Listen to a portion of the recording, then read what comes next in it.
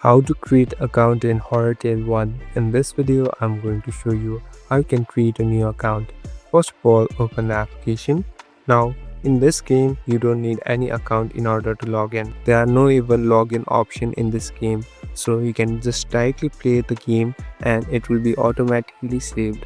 So, if you want to remove the data, you can directly clear it from the app info, but there's no such information or option of account login in this game.